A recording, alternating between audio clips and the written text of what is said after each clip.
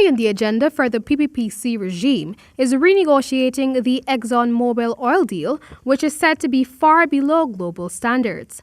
Guyana is estimated to lose $55 billion over the 40-year period of the license for the Stabroek block.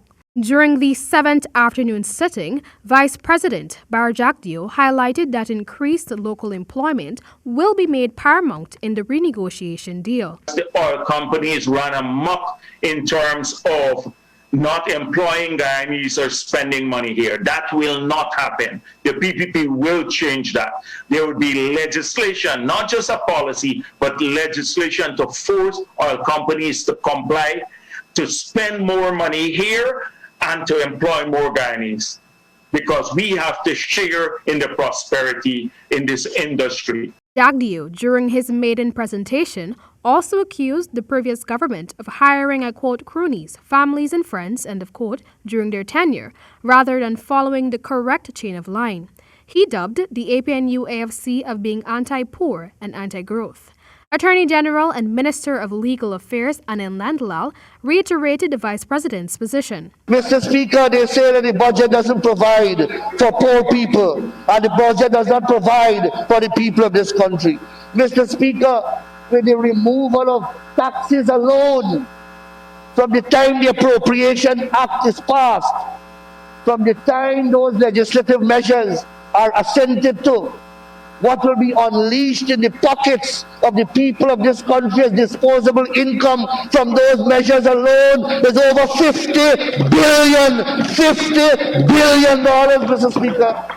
Meanwhile, responding to Minister of Education Priya Manichand's statements during the morning session that nothing was done in the last 5 months to ensure learning continued, former Minister of Education Nicolette Henry retorted that under the David Granger administration, blended approach begun. Henry maintains that she has left the education sector much better than she inherited it. For almost half of the monies budgeted here have already been spent by the APNU AFC. And I dare say illegally so, in violation of the Constitution and the Fiscal Management and Accountability Act, and without any parliamentary scrutiny. Most importantly, there is no evidence to show how it was spent. What did you do with $160 billion? What did you do with it? You below it. You below it. Ask your grandparents what I mean. Henry noted that COVID-19 measures in the education budget does not serve marginalized groups and called for a robust and concise plan for the education sector. Member of Parliament Roysdale Ford, who represents the APNU AFC coalition, highlighted the contradictory stance of the PPPC. He explained that while they claim the previous administration is guilty of mismanagement, Minister of Public Works Juan Edgell previously acknowledged that various sectors saw a large surplus in previous years.